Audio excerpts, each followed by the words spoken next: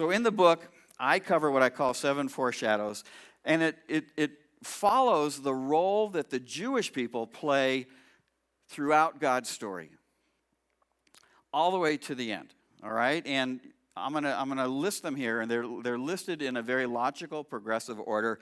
I think it'll make sense to you when I talk about it. It starts with a covenant, right? God comes to a man named Abraham. He makes a covenant. It's really a marriage proposal. It's actually just the engagement part, right? If you get the book, you'll find out that the marriage doesn't happen until the end of the story.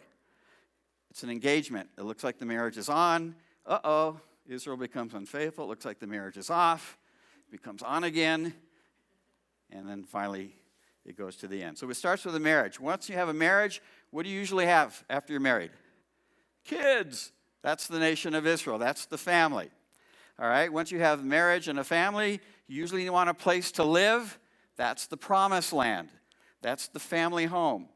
Every good family's got have a good set of healthy rules. That comes next. That's the Torah, or the law.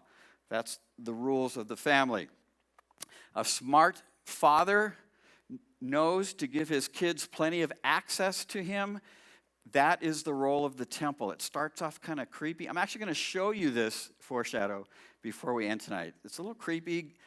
Dad's in the back room somewhere in the temple, and nobody can go in except the high priest once a year. It's not very close, okay, but you'll see it gets better as things progress. And then the Sabbath, or Shabbat, is a 24-hour time, but it's not really 24 hours just to do nothing, because it's based off of God's pattern, right? For 6 days God created, and then he rested on the 7th day, which means he climbed up on the couch. He's been taking a nap ever since? No, he's been managing creation ever since. And so the Sabbath, the 24-hour rest, is not about being idle.